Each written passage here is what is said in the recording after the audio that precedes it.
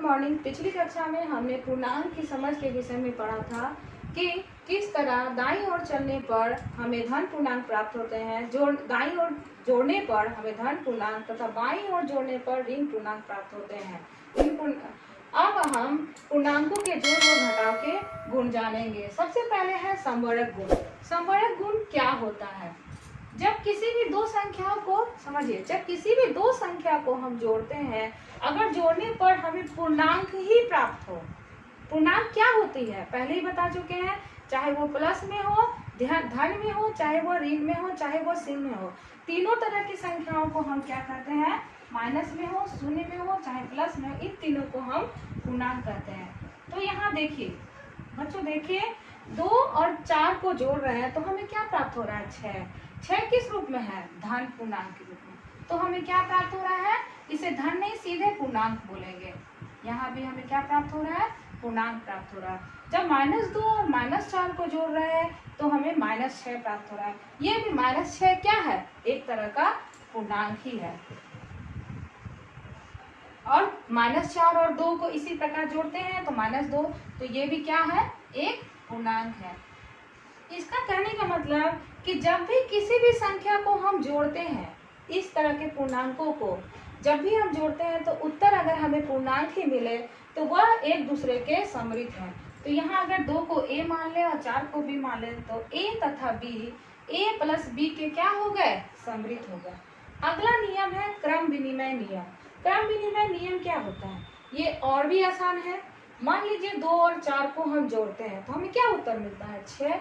यहाँ ध्यान दीजिएगा, यहाँ मैंने 2 को पहले लिखा है और 4 को बाद में लिखा है।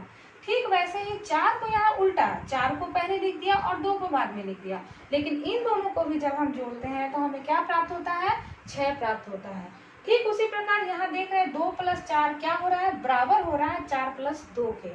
जब ऐसी संख्या किसी के उलट पलट की कैसे भी लिखा जाए, अगर उत्तर हमें सेम मिले, आप यहाँ एक और एग्जाम्पल देख लीजिए। 3 + 2 बराबर 2 + 3। मैंने उलट कर लिखा है, यहाँ पहले 3 लिखा है तो यहाँ पहले 2 लिखा है, और यहाँ बाद में 2 लिखा है, यहाँ बाद में 3 लिखा है।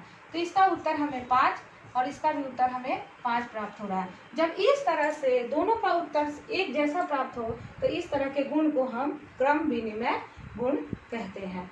अब अगला आता है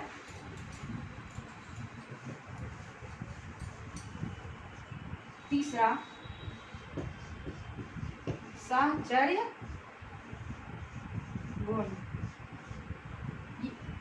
इसमें क्या होता है? जब जोड़ते हैं 2 + 3 + 4 तो देखिए क्या होता है? 2 और 4 और 3 को, चूंकि ये ब्रैकेट के अंदर है तो ब्रैकेट के अंदर वाले को भी पहले जोड़ते हैं। 4 + 3 तो क्या होगा? 7। उसके बाद हमें क्या उत्तर प्राप्त हो रहा है? 9। ठीक उसी प्रकार 2 + 3 को ब्रैकेट में डाल देते हैं और बाद में 4 को लिखते हैं तो हमें क्या प्राप्त होगा? 3 + 2 5 + 4 हमें प्राप्त हो रहा है 9। दोनों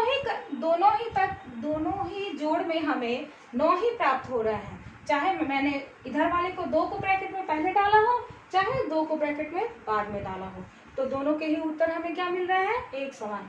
इस तरह के गुणों को अगर ब्रैकेट चेंज करने पर भी अगर उत्तर हमें समान मिले तो हम उसे क्या कहेंगे? साहचर्य गुण कहेंगे। ये दोनों एक दूसरे के क्या है? साहचर्य है। ठीक है। अब अगला देखते हैं हम लोग योज्य तत्समक गुण। अब अगला देखेंगे चौथा नंबर पे